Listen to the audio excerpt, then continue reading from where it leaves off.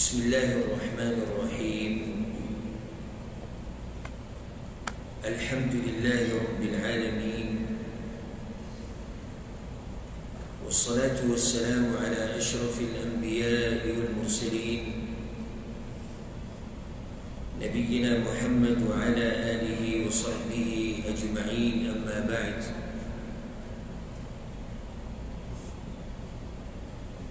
الله سبحانه وتعالى سمرا حمدنا وسناغاني من قوي ومكملي وديك الله سبحانه وتعالى بيهزم بجونك دا خيستا موقرا وستا او بي منغ يوبل تمخامخ كلو دا الله سبحانه وتعالى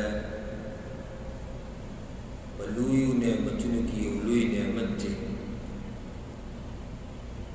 اللهم لك الحمد كما ينبغي لجلال وجهك ولعظيم سلطانك. اللهم لك الحمد كله ولك الشكر كله. اللهم لك الحمد حتى ترضى، ولك الحمد بعد الرضا، ولك الحمد إذا رضيت. الله سبحانه وتعالى دي دا خيستني أمد الدين دا يزدكلا أو دا دين بمجالسك كيناستا دا دي الله منت دا مرغ كوري نسيبكي أو زمن دا آخرة خاتمة دي الله مدي مجالسك كي او دا قیامت پورز دی هم اللہ من دا آغا خلق بصف کی رباسی کم خلق چی دین ازدکی او نورو تیخی. زمان دا مختصر نصیحت طول ملگرو تا طول مسلمانانو تا گدا دی. دا وقت چی زمان سر کم دی، دا جون دا زمانان دي دير وجد قيمتي بشريتك، دير وجد قيمتي.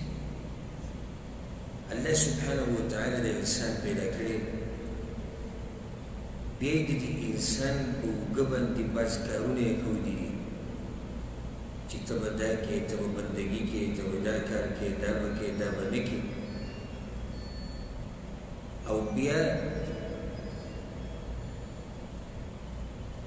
الله سبحانه وتعالى دي إنسان مرسته کړي د پدې خبره کې څنګه مرسته کړي ډیر نعمتونه ولور کړی دي. یو نعمت ول پکې دا وخت ورکړي چې دا وخت د انسان سره یې نو دی په کې ډیر څه وکړي او کدا وخت او زمانه نه نو انسان دې څه نشي کولای. نو دا د الله سبحانه وتعالى چې نعمت دې چې موږ را کړی دا وخت يقلب الله الليل والنهار. الله أري دا شپه او دا ورځ. إن في ذلك لعبرة لأولي الأبصار.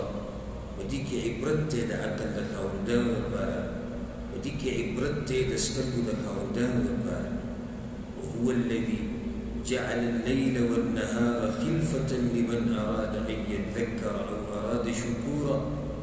الله سبحانه وتعالى غزاتي چې دا شپه ورځ په یو بل پسې راولي د دې لپاره که څوک دې نصیحت واخلي او یو سړی د الله شکر ادا کړي. دا وخت د په هغه څه کې ولګوه چې په څه باندې الله راضي کېږي او مه ضایع کوه دا وخت په هغه څه کې چې د هغې فایده نشته. میں ضائع کہو بدی پالتو دنیا کی، میں ضائع کہو صرف په بچو په مال کی. اللہ سوئی یا ایوہ الذین آمنوا لا تلہکم اموالکم ولا اولادکم عن ذکر اللہ. اے ایمان والو غافل دینه کی تاسو دا الله د ذکر نه د مالونه ستاسو او دا بچی ستاسو. کله انسان د مال د لاسه د الله نه غافلی شي، کله د بچو د لاسه د الله د ذکر نه غافلی شي او دا وخت ضایع کړي. دا وخت به نه ضایع کوي. دا وخت دا ګوره یوه که داسې زه ووایم چې دا اسلحه ده، که په ښه طریقه دې استعمال کړه نو تا له فایده درکوي، او که په بده طریقه دې استعمال کړه نو تا له الټه نقصان درکوي. په دې به زه تا له مثال درکړم په دې خبره باندې چې څنګه دا وخت چې ښه استعمال کړي نو فایده درکوي، او چې په ښو کارونو کې استعمال نه کړي او دا وخت نه ضایع شي بیا نقصان درکوي. زه تاسو ته دوه مثالونه ذکر کوم، د نیکانو خلکو مثال او د مجرمانو جهنمیانو مثال. او د دې دواړو خلکو تذکره الله سبحانه وتعالی په قرآن کریم کې کړې ده. دې خبرې ته غوږ کېږدئ ښه په غور سره. جنتیان چې کله جنت ته لاړ شي، الله سبحانه وتعالی دې موږ ټولو ته جنت نصیب کړي. الله وایي دوی به د یو بل نه په جنت کې تپوسونه کوي. واقبل بعضهم على بعض يتساءلون. دا ټول به راولګي د یو بل نه به تپوسونه کوي، د دنیا د ژوند تذکره به کوي. او د جنت د ژوند هر انسان له فایده ورکوي او هله به ډېر خوند کوي چې کله انسان ته د دنیا له ژوند یادي. او حدیث کې دا راځي، او د حدیث نه ثابته او د قرآن کې هم دې خبرې ته اشاره ده چې دا جنتیان به په جنت کې د دنیوي حالاتو تذکره کوي. وایي ته وګوره یاره موږ چې به دا کار کوو، موږ چې به دا کار کوو، الله به موږ رحم وکړو، د جهنم نه یې بچ کړو، جنت ته یې راوستو. دا ډېر اوچت نعمت دی چې انسان ته د دنیوي حالات یاد وي او دی بیا د جنت په نعمتونو کې مزې اخلي او داسې. نو څه به وي دوی یو بل ته د جنتیان؟ ګوره دوی د وخت نه فایده اخیستې ده. دې جنتیانو د وخت نه فایده اخیستې ده. نو یو بل ته به څه وایي؟ قالو انا كنا قبل في اهلنا مشفقين. یقینا موږ په دنیا کې چې کله ژوند تېرو موږ به یېرېږو د الله نه، د الله د عذاب نه به یېرېږو، د آخرت نه به یېرېږو، الله ته د مخامخ کېدو نه به یېرېږو چې الله له به څه جواب ورکوو. هغه وخت یې فایدهمند کړی دی. انجام یې سره ووتو فمن الله علينا ووقانا عذاب السموم. والله به موږ باندې رحم او موږ یې د جهنم د اور نه بچ کړو. انا كنا من قبل ندعوه انه هو البر الرحیم. یقینا کې به موږ الله رابلو. ما دې دپاره دا مثال ذکر کوو چې موږ به په دنیا کې الله رابلو، د دې وخت نه به موږ فایده اخیسته، موږ د الله بندګیانې کړي دي، موږ وخت نه دی ضایع کړی، نن موږ په جنت کې ناست یو. دا هغه مثال دی د هغه خلکو چې کومو د خپل وخت نه څه کړې ده؟ فایده یې اخیستې ده. زما تاسو ته د زړه د کومې نه نصیحت دی، د دې خپل ژوند نه فایده واخلئ او د دې خپل وخت نه فایده واخلئ. دویم مثال د جهنمیانو، د هغه خلکو مثال چې هغوی د دې ژوند نه فایده نه ده اخیستې او د دې وخت نه یې فایده نه ده اخیستې. الله سبحانه وتعالی د جهنمیانو تذکره کړې ده په قرآن کې. والذین کفروا لهم نار جهنم. کومو کسانو چې کفر کړی دی هغه به چېرته ځي؟ جهنم ته به ځي. لا يقضى عليهم فيموتوا ولا يخفف عنهم من عذابها. نه به په دوی باندې مرګ راځي چې دوی مړه شي، او نه به د دوی نه د عذاب کمیږي. دوی به په داسې سزا کې چې مرګ به پرې نه راځي، او نه به ترې الله د عذاب کمی. او دوی به چغې وایي په جهنم کې، څه به وایي؟ وهم یصطرخون فیها. او دوی به چغې وایي په دې جهنم کې، څه به وایي؟ ربنا اخرجنا نعمل صالحا. ای الله موږ د دې جهنم نه وباسه، موږ نیک عمل کول غواړو. الله ورله جواب ورکوي. دا هغه جواب دی او دا هغه مسله ده چې ما تاسو ته ذکر کوله چې دې خلکو د وخت نه فایده نه ده اخیستې. الله به ورته څه وایي؟ أولم نعمركم ما يتذكر فيه من تذكر. الله بوتوي ولې ما تاسو له دومره ژوند نه و درکړی چې په هغې کې یو نصیحت قبلونکی نصیحت قبلولی شي خو تاسو نه دی قبول کړی. تاسو د وخت نه فایده نه ده اخیستې، تاسو د ژوند نه فایده نه ده اخیستې، تاسو قرآن او حدیث کې سوچ نه دی کړی، تاسو د منټ ضایع کړی، تاسو ګنټه ضایع کړې ده، تاسو هفته ضایع کړې ده، میاشت هم ضایع کړې ده، پوره کلونه هم ضایع کړي دي. اوس په جهنم کې چغې وایي چې یا الله موږ واپس که. که ته دا غواړې چې زه د دې تاوان نه بچ شم او په جهنم کې دا چغې ونه وهم، نو بیا د خپل وخت نه فایده واخله.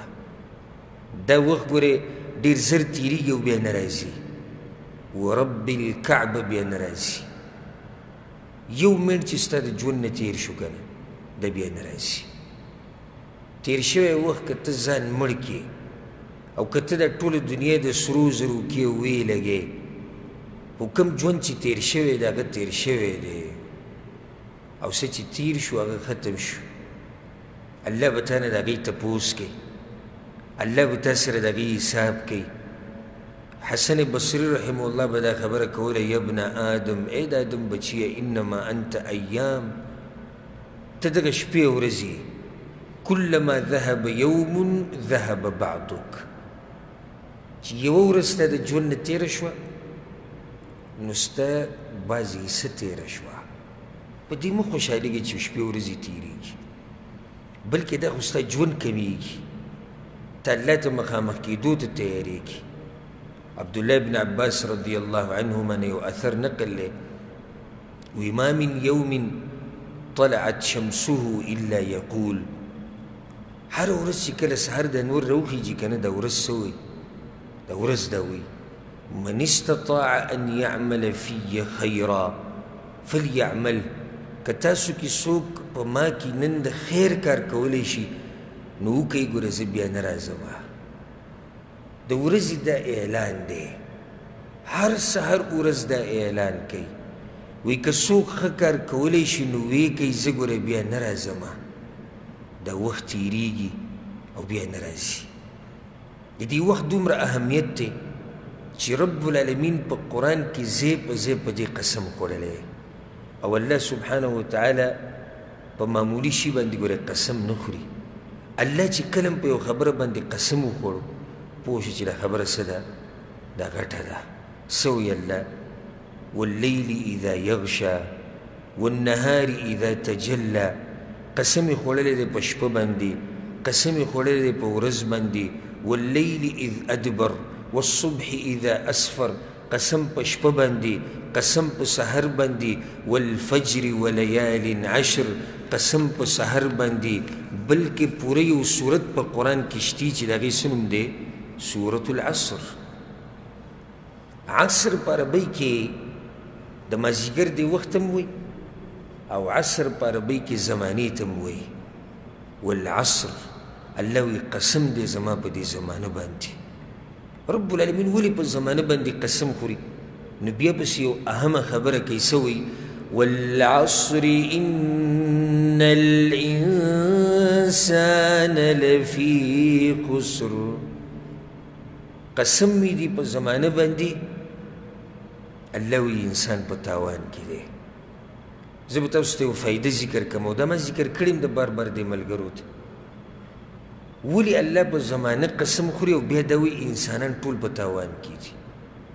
نو جواب دا دی، الله وی قسم دی زما په دې زمانه باندې، په دې وخت باندې انسانان په تاوان کې دي ځکه چې د دې زمانې او د وخت قدر نه دی کړی.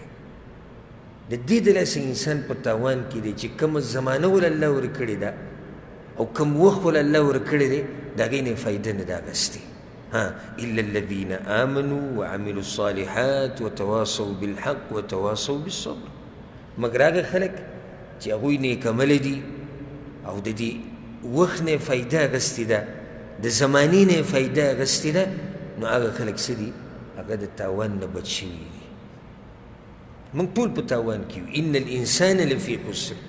انسان په تاوان کې دی، خو ما تا په کوم دننه رالو که نو موږ ټول په تاوان کې پراته یو، الا دا که موږ د خپل وخت د الله په بندګۍ کې استعمال کو او د خپل ژوند د الله دپاره تیر کو او د هغه ځوان په شان ځان کو کوم ځوان چې به د عرش د سوري لاندې ولاړي او حدیث کې راځي وشاب افنا حیاته وشبابه فی طاعة الله، او هغه ځوان چې خپل ځواني او خپل ژوند خاوري کې د الله په بندګۍ کې، دا سړی د دغه تاوان نه بچ دی، کوم تاوان چې رب العالمین په دې صورت کې ذکر کړی دی چې انسانان ټول په تاوان کې دي، ټول انسانان په تاوان کې دي سوای د هغه چا نه چې د وخت نه فایده واخلي.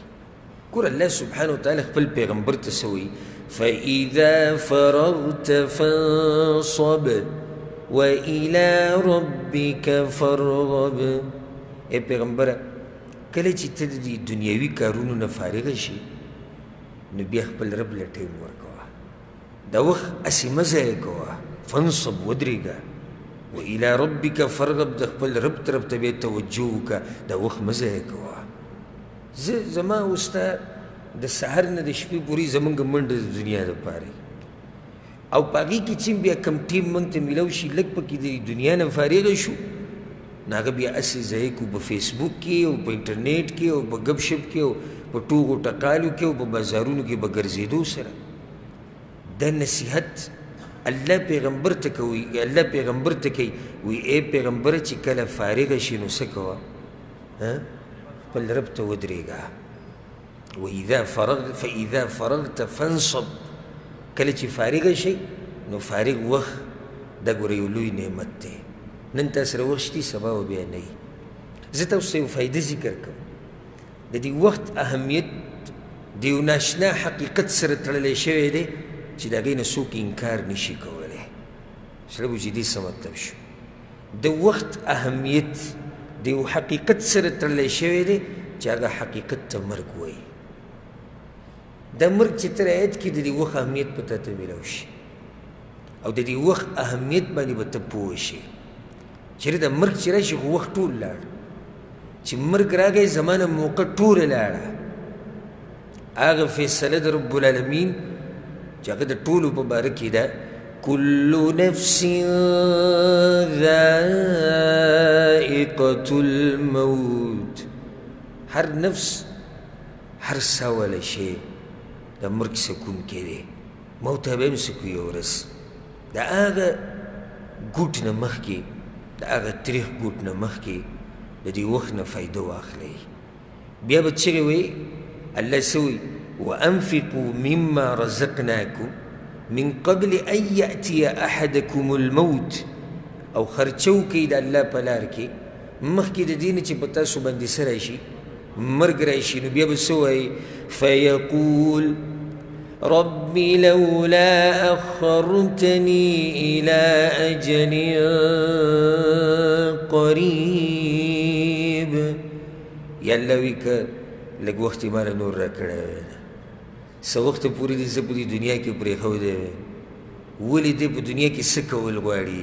مزدورۍ دپاره وایي که نه د بچو دپاره، که نه هغه پټی تې پاتې شوی دی، جایداد تې پاتې شوی دی، که نه د کمپنۍ د مزدورۍ دپاره، نه نه وی فأصدق وأكن من الصالحين. وی چې زه څه وکړم؟ د الله په لار کې خرچې ورکړم او نیک عمله شم.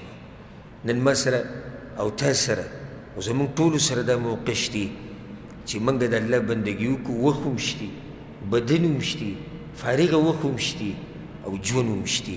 حدیث کې دا راځي پیغمبر صلی الله علیه وسلم وایي، مشهور حدیث دی د عبدالله بن عباس رضی الله عنهما په صحیح بخاري کې دی نعمتان مغبون فیهما کثیر من الناس. دوه نعمتونه داسې دي چې خلک د هغې په باره کې په کوتاهۍ کې پراته دي.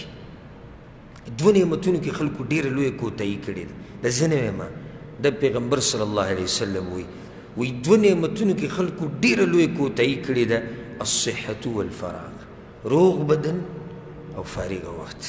د ډېرو خلکو سره د دې قیمت نشته چې زما بدن روغ دی او ډېر خلک په دې خبره نه دي پوه چې زه فارغه یم.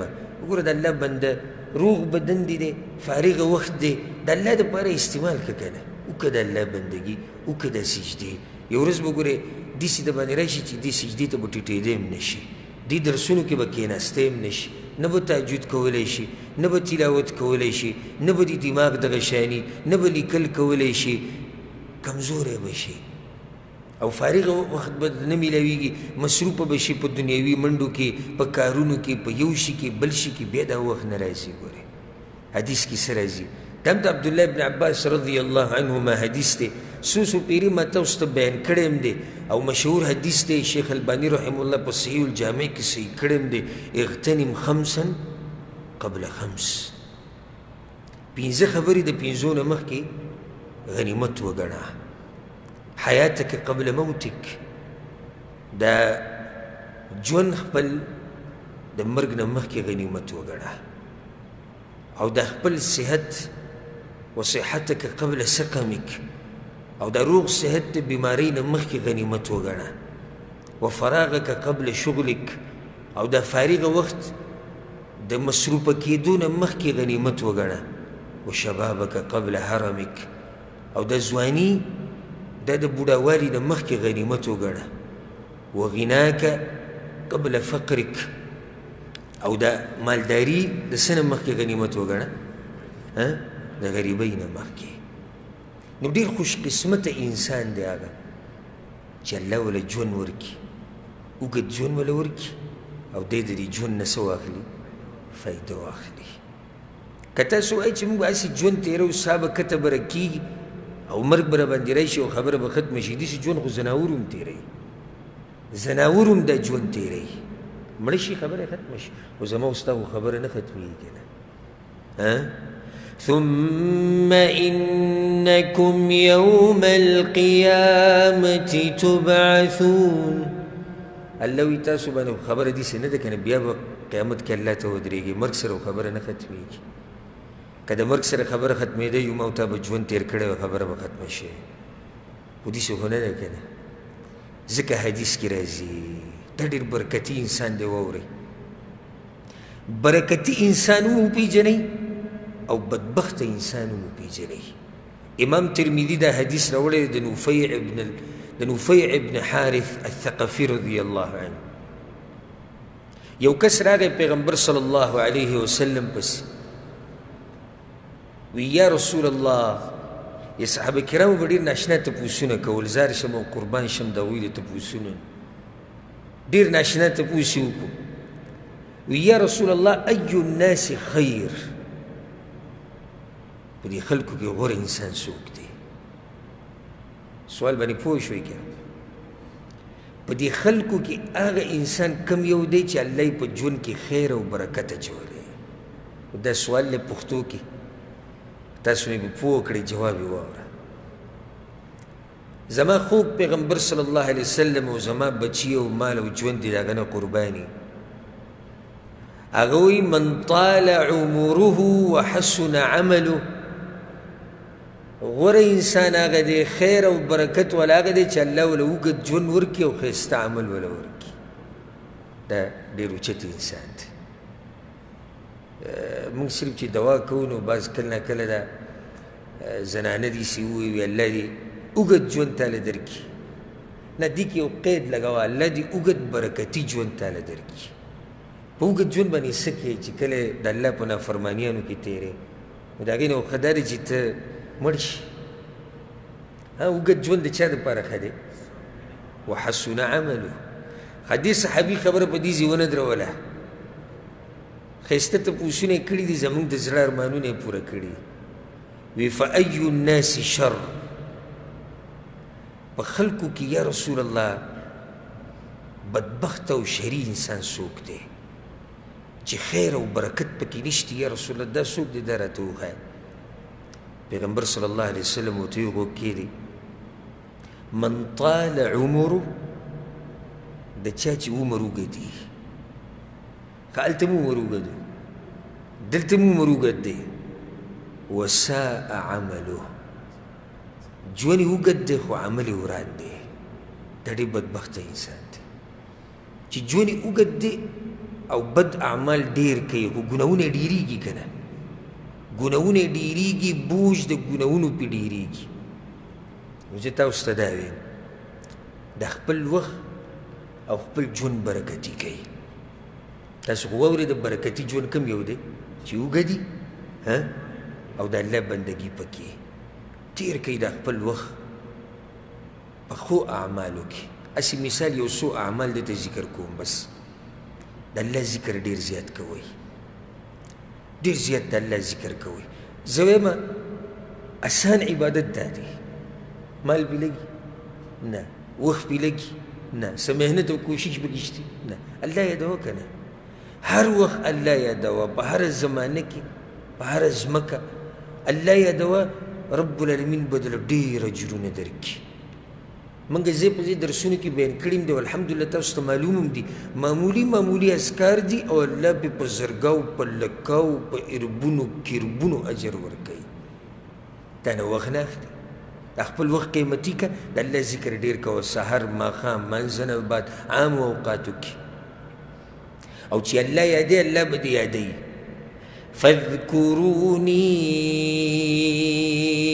اذکرکم الله ما یادوي زه به تاسو یادوم او چې الله څوک یادوي هغه انسان چېرته تاوان کولی شي چېرته خرابېدی شي نشي خرابېدی حدیث کې راځي پیغمبر صلی الله علیه وسلم صحابي ته ووایي په سنن ترمذي کې دا حدیث دی لا يزال لسانك رطبا من ذکر الله هغه صحابي ته پیغمبر صلی الله علیه وسلم وی دا خپله ژبه همیشه د الله په ذکر باندې لمده ساته دا خپله ژبه همیشه د الله په ذکر باندې لمده ساته د خپل وخت فایدهمن کې داسې نیکیانې وکړه چې هغې ته ویل کېږي الحسنات الجاریه څه مطلب دی الحسنات الجاریه چې نیکیانې روانې جاري په عربي کې څه ته وایي خو روان ته وایي که نه داسې نیکیانې وکړه چې اجر یې روانې داسې اعمال وکړه یو وخت نه فایده واخله کوشش وکړه د هغه اعمالو د تپوس او بیا د هغې د کولو لکه هسې یو حدیث به ته ذکر کړم په صحیح الترغیب کې د حدیث شته انس بن مالک رضی الله عنه حدیث دی وی سبع یجری للعبد اجرهن وهو في قبره بعد موته الله اکبر و خبرې دي و اعمال نورم دی په دې حدیث کې وی دي انس بن مالک رضی الله عنه د حدیث یاد کوي پیغمبر صلی الله علیه وسلم وی و اعمال دي و اجر انسان ته ملاویږي او هغه په قبر کې دننه پروت دي من علم علما چا چې په دنیا کې چاته علم ښوولی علم یې زده کوي یو سړی د خلکو ته دین بیانوي چا چې دا دین یې زده کړی دی او عمل یې پې کړی دی او هغه بیا نورو ته بیانوي او هغه نورو ته بیانوي او دی په قبر کې پروت دی او سلسله روانه د معمولي خبر دویم یو څه شو راویښ شي ګوره تاسو ډېر وخت وده پاتې شوي اولنی څه دی من علم علما چا چې خلکو ته علم ښوولی دی دویم او اجرا نهرا یو ولی روانه کړي چې مسلمانان د دې اوبو نه فایده اخلي او حفر بئرا یو کوی کنستی دریشو سلورم او غرس نخلا یو ونې نه هله کړي چې د هغې د میوې نه د هغې د سوري نه خلک فایده اخلي څاروي ترې فایده اخلي پنځم او بنا مسجدا او یې څه جوړ کړی جومات یې جوړ کړی دا ټول ګوره هغه صدقات دي او هغه حسنات دي چې دې ته ویل کېږي الحسنات الجاریه روانې نیکیانې او شپږم او ورث مصحفا یې چا له قرآن اغستی ورکلی قرآنونه یې تقسیم کړي وم او ترک ولدا یستغفر له بعد موته او یی داسې زوی شاته پرېښودی چې هغه د مرګ نه بعد د خپل پلار دپاره بخښنه غواړي. دا اووم کس دی، عفوا دا اووم عمل دی. او ترک ولدا یستغفر له بعد موته، داسې زوی پرېښودی، داسې نیک عمل اولاد یې پرېښودی، داسې تربیت یې وله کړی چې هغه بچی بیا د پلار د مرګ نه بعد او د مور د مرګ نه بعد د هغه پلار مور دپاره دعاګانې غواړي او د هغوی دپاره الله ته منت او زاري کوي، نو د دې سړي اجر په قبر کې هم رواني.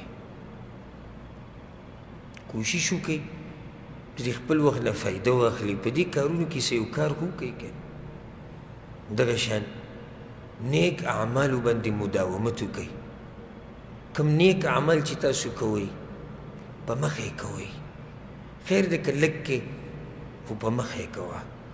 د عایشه رضی الله عنها حدیث دی، په صحیح بخاري کې هغه حدیث دی، پیغمبر صلی الله علیه وسلم وی وإن أحب الأعمال إلى الله ما دام وإن قل.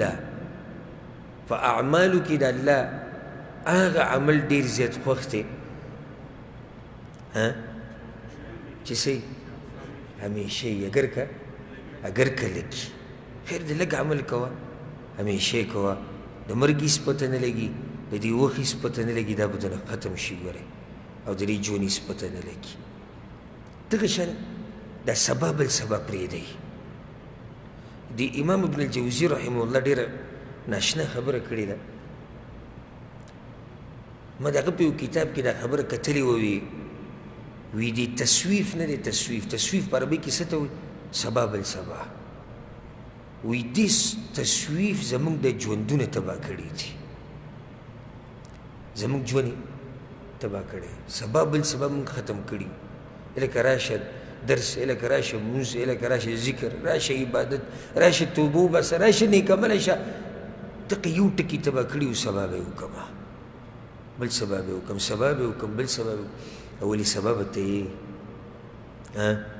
سبا به ته یې وما تدري نفس ماذا تكسب غدا وما تدري نفس بأي أرض تموت. او یو نفس تم دا پته نشته چې سبا به څه کوي. ته څنګه سبا ته خبره پرېږدې؟ دا کوم وخت چې تا سره اوس دی که نه، دا ستا وخت دی. ما تاسو ته دا فایده ذکر کړې وه، تاسو ته به یاد دی چې ورځې څو دي؟ درې. ورځې څو دي؟ درې. یوه تېره شوه بیا نه راځي، یو هغه ورځ دی چې تېره شوه بیا نه راځي، خبره یې ختمه شوه. یو هغه دی چې سبا د پته یې نه لګي، دا یې خو هېڅ پته نشته. او یو هغه د کومه کې چې ته یې د دې نه فایده واخله، دا یقیني وخت دی، دا کوم چې تا سره دی چې تېر شوی دی، خو تېر شوی دی، نو چې تا پکې څه کړي دي څه نه دي کړي، هغه د الله سره ستا معامله ده، هغه تېره شوې خبره ده. سبا ته که انتظار کوې نو د سبا خو پته نه لګي. او اوس چې کوم وخت دی دا ستا وخت دی، دا اوس ستا سره یقیني دی، د دې نه فایده واخله. نو د سبا بل سبا پرېږدئ د الله بندګانو، د خپل وخت قیمتي کوئ، واپس شئ الله ته، رجوع کوئ الله ته، وګرځئ په هغه نیکو اعمالو پسې، او په هغې کې د یو بل نه مخکې شئ. الله څه وایي؟ فاستبقوا الخیرات، د یو بل نه مخکې شئ په نیکیانو کې. اوس ما تا سره ژوند شتي که نه؟ ژوند هم شتي، وخت هم شتي، بدن هم شتي، روغ ځواني هم شتي، هر څه شتي. راځئ چې په نیکیانو کې مقابله کوو. فاستبقوا الخيرات. امام ابن كثير رحمه الله، عفوا شیخ عبدالرحمن السعدي رحمه الله، د دې په تفسیر کې ډېره ناشنا خبره کړې ده.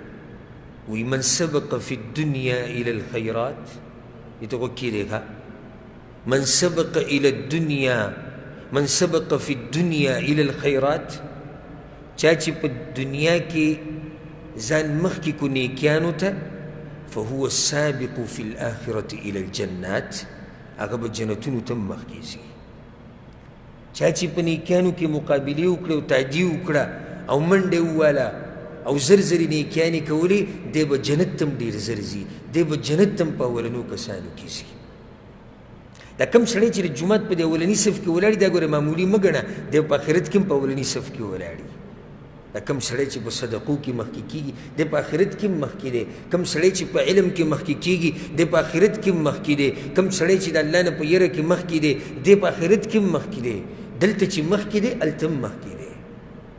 نو څه وایي الله په سورة الواقعه کې؟ خلک درې قسمه تقسیم شوي دي: أصحاب الميمنة، أصحاب المشأمة، أو أصحاب الشمال، أو أصحاب اليمين، أو دویم څوک دي؟ السابقون السابقون. ولې الله ته السابقون السابقون ویلی دی؟ مخکې کېدونکي په دنیا کې نیک اعمالو ته مخکې کېدونکي دي جنت ته داخلېدو کې. دلته چې ته څنګه یې هلته یې، دلته شاته هلته شاته. دلته چې څوک شاته پاتې شوی دی، آخرت کې شاته پاتې شوی. دلته چې څوک مخکې شوی دی، هغه مخکې شوی دی. بلکې حدیث کې دا راځي، وایي کوم قوم، صرف دا صف مسله ده ګورئ، وایي کوم قوم چې په جومات کې په آخرني صفونو کې کښېني، الله یې هم شاته کړي. کوم ځای کې یې شاته کړي؟ آخرت کې شاته کړي. دا صرف په صف کې شاته شوی دی، الله شاته کو. نو چې یو سړی په ټولو عباداتو کې شاته دی، ده به څه حال وي؟ خپل وخت نه فایده واخلئ، هر نیکی کار کې منډه وایي. اخر کې ته یو حدیث اورم په صحیح مسلم کې، دا حدیث ده ابو هريره رضی الله عنه روایت ته ډېر ناشنا. وی پیغمبر صلی الله علیه وسلم یو ورځ وی: من اصبح منکم اليوم صائما. نن تاسو کې د چا روژه ده؟ ابو بکر الصدیق رضی الله عنه راپاڅېد، وی: انا یا رسول الله، زما روژه ده. وی: فمن تبع منکم اليوم جنازه. په تاسو کې څوک نن د جنازې سره تللی دی؟ ابو بکر صدیق راپاڅېد، وی: انا یا رسول الله، زه تللی. وی: فمن اطعم منکم اليوم مسکینا. نن مسکین له چا خوراک ورکړی دی؟ ابو بکر صدیق رضی الله عنه راپاڅېد، وی: یا رسول الله، ما ورکړی. وی: فمن عاد منکم اليوم مریضا. قد بیمار تپوس له څوک تللی دی نن؟ ابو بکر صدیق رضی الله عنه راپاڅېد، وی: یا رسول الله، انا. پیغمبر صلی الله علیه وسلم ورته ویل: مجتمعنا فی امرئ الا دخل الجنه. ابو بکر دا خبرې خو چې چا کې راجمع شي، هغه جنت ته لاړ شي. دې ته وایي فاستبقوا الخیرات. نیکیانو کې که مخکې کېده د یو بل، هر کار ته مخکې شوی. نو جنازې سره هم تللی دی، غریب له خوراک هم ورکړی دی، د بیماري پکې تپوس هم کړی دی، صدقه هم ورکړې ده، په خپله روژه هم ده. الله اکبر. بعض وایي که نه، وایي جي نه کېږي د مزدوریانو سره او د دنیا سره دین نه کېږي. نو زه تاسو نه تپوس کوم، ولې ابوبکر صدیق پورې خېټه نه وه؟ ولې بچي نه وو؟ ولې د هغه شهوت نه وو؟ ولې ښځې نه وه؟ ولې د هغه ضروریات نه وو؟ د هغه ولې څه شي ته حاجت نه وو؟ د هغه هم وو. د هغې سره سره نیکیانو ته به مخکې کېدو، نیکیانو ته مخکې شي، د مرګ هېڅ پته نه لګي. په ډېرو خلکو باندې په دې کال کې مرګ راغی. ډېر ملګري، ډېر خواږه خواږه ملګري زموږ نه تلي. په دې